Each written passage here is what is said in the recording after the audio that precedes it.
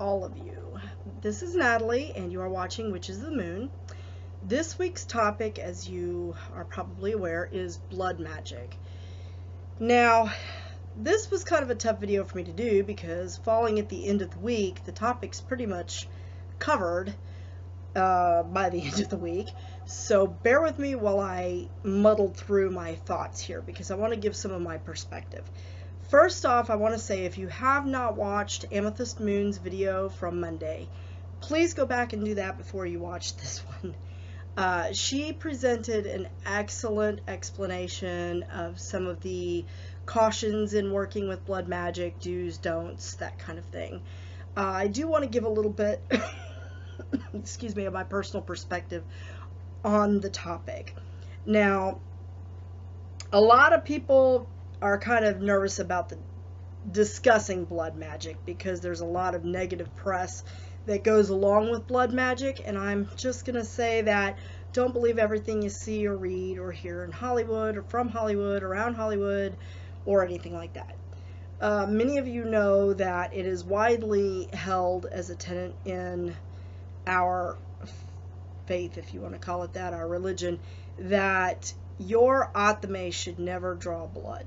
Now, I say never loosely because I think it depends on what's going on. However, I will say when you're thinking in terms of Hollywood's perspective of blood magic and how it's used, you're going to see somebody laid out on an altar or somebody with a knife and Atme that's going to excuse me, skewer your sacrifice.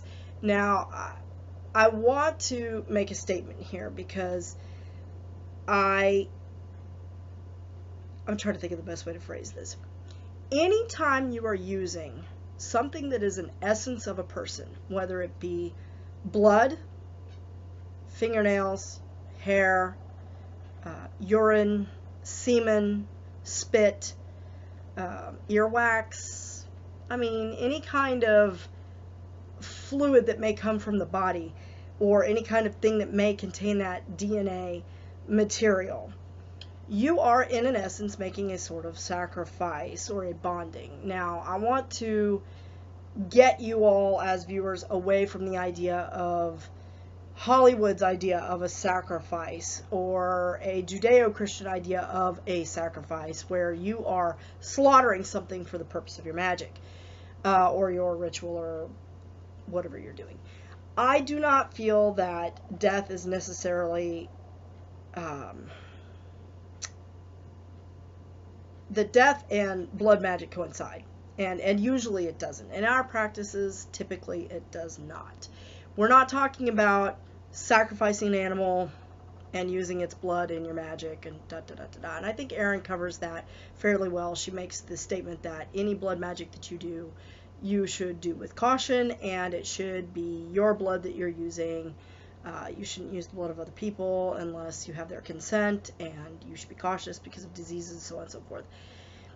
Go back and watch our video if you want to hear all the cautions and the do's and don'ts, because I think that's a good video to watch. But I want to go a little bit beyond just that. I want to go a bit beyond just what is blood magic in and of itself and what have you. So I'm going to talk a little bit about how is blood used in magic. Erin talks a little bit about this. She says that it's used often as a bonding or binding agent. It's used to give a kick to some of your magic. It's used to ritualistically bond you to your working materials, such as a wand or an Atme or a crystal or something like that. And that's true. Those are all uses for blood magic. Blood magic is also used in fertility spells, love spells, protection spells, binding spells, that sort of thing. And I'm going to go just beyond blood magic a little bit, and I'm going to talk about use of a person's essence, because blood, as Erin explained, is the essence of you or of the individual. But as she mentions in her video, there's more than one way to skin a cat, so to speak. There's more than one way to obtain the essence of the person. Anything that contains your genetic material contains the essence of you. Now, blood is particularly important and potent because you cannot live without your blood. You can pull all your hair out, you can live without it. You can remove your womb and live without it. But your blood must always be in your body. Now, obviously, when you're using blood in magic, it is most likely going to be fresh blood because blood congeals or dries very quickly and it starts to break down very quickly. And I think that's something that's important to bring up because when you're doing a spell, it's not like you can have a little vial of blood hanging out over here and you could just take it and put a couple of drops in there because blood congeals. It does not stay viable for very long, which is another reason why I say it's best to use your own blood in a spell. Because it's usually your intention you're putting out there. Now, that being said, how might you use blood in a protection spell? Erin mentions mentions one example in her video where two witches had a child and wanted to protect the child, so they both took some of their blood, put it on a coin, and put the coin in the child's room to protect the child. So that is one way you can do it. You can use blood on poppets, you can use blood on tools, you can use blood mixed with herbs, you can use blood in jar spells. And one of the best examples I can think of, one that I have done myself, is a witch's bottle. If you don't know what a witch's bottle is, look it up. But it is typically something that is used for protection. And in a spell like that, I did use menstrual blood. Menstrual blood is particularly potent for all the reasons that Erin discusses in her videos. It also contains urine, which has your DNA and all your material in it. So it's urine mixed with menstrual blood and other items that contain your essence and other items that are used to thwart any evil that's coming your way, and it's usually buried on your property. So that is something that I have used myself. Other fluids I have used, I've used fingernails, hair, I have used spit, excuse me, and I've used semen in some of my spells. Now, how are these fluids used in spells? Well, as Erin mentioned, you can just add it to an item or a talisman that you're using to give that bonding to that spell. In the case of the semen that I used, I had a good friend who was just getting through with a very nasty, long, drawn-out divorce. And she was having some issues with her soon-to-be ex-husband, who was saying very malicious, nasty things about her, to her sons, to her former in-laws, who had been supportive of her because he'd been having multiple affairs, and so his family was not happy about that. But he was trying to sway their opinion of her by saying malicious things that were not true. He was trying to drum up things about her that were untrue to be harmful to her, and just basically being negative about her. And she asked if there was anything I could do to help her put a stop to this kind of behavior. Now, as you all know, no one has as much intention in a spell as the individual. When I do work for someone else, that person is involved in the work. So what I instructed my friend is that I would need something, preferably semen, because it's directly from him, or blood, which obviously we couldn't get. We were able to obtain some semen, and I'm not going to go into the details of that, but I was using that to make a poppet, binding that poppet to this individual, and then we did a return to sender / binding spell. I constructed the spell for her, created the materials she needed with the materials that she provided me, some personal things of her ex-husband, and then I gave it back to her, and we went over how she was to use this, the understanding that it is now a part of that person, and what is done to that poppet is done to that person, and it is bound. That's it. It's going to be very hard to break that. But I also was very careful to make the differentiation that this was not a curse, because blood is sometimes used also in curses and in hexes, or toenails or hair or things like that. I'm sure everyone has heard a story about, oh, somebody ran their fingers through their hair, some old lady they didn't know, and the next thing you know, they're having all this bad luck, and they go to somebody else and, oh, they're cursed, and da-da-da. I'm sure we've all heard those stories. You see things like that on TV. And it is true that hair and fingernails and things like that can be used, in negative type spells. In this case, I did not want something that was quite that strong. I just wanted something that was going to put a halt to the false speak that he was giving, allowing him to say only things that were truthful, honest, or kind about her. So, but in order to make that spell more potent, we did need something that was very personal to him that would bind him to that poppet, and we did choose semen, which we were able to get. So this is blood is an extremely important, potent thing that gives a real kick or bite to your magic. It is not something that should be done lightly. It is not something that should be done at a spur of the moment. Typically when a witch is constructing a blood spell, it is something that is thought out way in advance. You know what's going to be doing. You know what's going to be going on. Everybody's been made aware of what you're doing, or everybody who's involved has been made aware. So if there's other people's blood that you're going to be using, you've gotten their consent, you've discussed your measures for how you're going to protect yourselves or how it's going to be used, and you know what you're doing with it. It's not just something that you go, oh gee, I think I'm going to do a blood spell today, and you know, I was reading about this and I'm going to try it. I don't recommend you do that. This is a type of magic that requires some very good understanding of the consequences of your action, because as you know from physics, every action has an opposite and equal reaction. So you need to be very cautious about that and think about and construct it carefully so that it's not going to reflect poorly on you as a witch. It's not what I would call beginner's magic, and it's not something I would recommend someone who does not have some research and some practice behind them to do.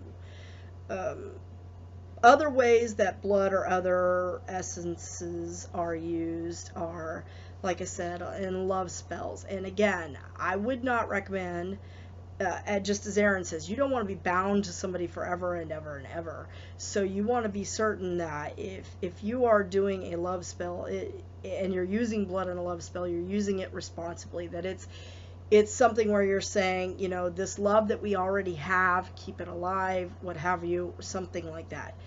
It is also something that is used, like I said, in protection spells. People anoint talismans, people may use them. And I'm sure some of you are familiar with the blood sisters, blood brothers ritual, where you each cut your finger and then you mix your bloods and you swear that you are now part of your family. This is something I did actually as a young child with one of my friends, and we are still very, very close. We love each other like sisters. Her children are like my nieces and nephews, and Becca's been my friend through thick and thin. We've had periods of time, long periods of time, where we were out of touch with one another. There was one point where my mother had told her I had died, and she was getting married. She wanted me at the wedding, and she had been on my mind a lot, but I didn't know how to reach her because she was no longer living with her parents. And lo and behold, you know, I mean, despite all that, we're still friends. We're still strong in our bond to one another. So it's not something that can be easily broken, if broken completely at all, just as Erin explains in her video. Blood magic is also not blood sacrifice, and that's going back to what I was talking about at the beginning. There are some traditions in magic that utilize some sacrifice. I know that some animal sacrifice is sometimes used in voodoo, although I'm not completely versed on voodoo and I don't want to claim to be an expert, and I don't want to mix up what you see in Hollywood, like the serpent and the rainbow, with what actually goes on. But it is something that is used. Sometimes the bloods of the individuals are used for whatever their purposes are for that. I would imagine, I know that blood is sometimes also used in exorcisms that are done in other faiths like that, but I am not as well versed in those traditions yet. I'm still learning about them, so I don't want to go too deeply into that. I will say that there is a difference between using an animal's blood and your blood. I am not advocating for the harm to any animal. I love animals. I personally could never utilize an animal in that manner. I do eat meat. I'm not vegan, but I keep in mind, and I'm always grateful, and I always say a prayer of thanks for the life of the animal that I'm about to consume. That's for my benefit, my life and my continuance. And again, when you're consuming that, you're taking the essence of that animal within you. So you need to be mindful of that. Even eating meat is in a way a type of blood magic, I think, personally. Now, I'm sure there's people out there that disagree with me, but you are taking the essence of that animal into yourself and making it in some way through the biological processes of digestion, and an essence of you as well. It becomes part of you. You become one with that animal. So that's something to keep in mind. And I could say the same thing for plants. You're taking in the essence of that plant when you eat a vegetable, or you eat a salad or some sort of fruit. You're taking in the essence, and particularly fruit, because fruit contains the seeds of that tree. It contains the genetic material of that tree or that vine, and you're taking that within yourself. So you need to be mindful of these things when you're doing that, when you're eating, just saying. Again, feel free to disagree. But it is definitely not, this kind of magic is magic, again, that I don't recommend you just jump into. This is something that requires years of study and research and understanding. Don't confuse blood magic with blood sacrifice, or the giving of a life. To me, sacrifice in a ritualistic term means that you are giving of a life for a magical purpose. I do not use sacrifice in its traditionally understood manner. To me, all use of blood or fluids or nails or hair is a form of sacrifice, but it's a mild form of sacrifice.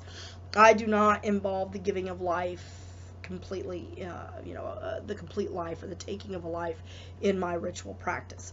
I'm sure there are those who do. Like I said, I know it's used in some of the other traditions that I'm not as familiar with. It's not something that I use. But I am not above using bodily fluids of any kind of essence in my magic. You need to understand what you're doing, why you're using it, how you're using it, and make certain that you're using it responsibly. Research some spells, creating your own, of course, because again, it's your intention, it's your bonding, it's your thing, and you're going to have to make it your own. So how you use those materials in your magic is entirely up to you. I have heard of people making witches' balls for protection, and they will have blood of some or all of the people in the household in the ball to protect them inside and outside the home. That's another use for it. I haven't done it that way before, but I would be interested to see how that works. I have also heard of blood being used as an ink when writing out a spell. That is also a use that may be burnt or buried or something, but that will definitely bond that spell to you or to whoever's blood you're using. And again, I'm not advocating for the use of anybody's blood but your own if you're using it. And please take all the precautions that Erin mentioned, making sure that the area is safe, the materials you're using are safe, whatever you're pricking your finger with is clean and sanitary, that the area you're pricking is clean and sanitary, because you cannot be too cautious when you're working with this type of material. And of course, there's diseases, illnesses, so on and so forth, infections. So you always have to be very, very cautious. And blood magic is not for everyone. And if you choose never to use blood magic in your rituals, your magic won't be any less effective. Okay, but you certainly will find more efficacy, more potency, and more long-lasting when using this type of magic. I hope that makes sense. Made sense in my head, didn't sound so good coming out of my mouth. But that's what I'm trying to say, is that your magic is not necessarily going to be rendered ineffective if you're not utilizing blood or bodily fluids in your magic. Just know that if you do choose to use these materials, you need to understand why you're using them, how you're using them, and you need to be responsible about it. I hope that this has given you guys a little bit different perspective than you've gotten from everybody else through the week. I didn't get a chance to watch every video. I didn't see one up for Wednesday yet, and it is Thursday, so maybe I just missed it and didn't see it, but I did watch Brenda and Amethyst Moon's videos, and I think they did great jobs explaining that. I hope I didn't just rehash a lot of other stuff. And as a little bonus for you guys, you should also find uploaded today a video from Eva Maria. I think that she has a lot of knowledge, and I'm very excited about having her with me as a co-host on this channel, because I think she has a lot of experience and knowledge and research behind her, a lot of intellect that she can bring to this topic. So I'm very excited to see her video as well. Like I said, I'm recording this one on Thursday because it's the only opportunity I have, so I do apologize. But I'm really excited, and I hope that you enjoy both of these videos and feel that you've gained something from it. Please feel free to leave any comments or anything in the boxes below. We do like hearing the comments that you leave. Thanks, and I hope you have a wonderful day. Blessed be.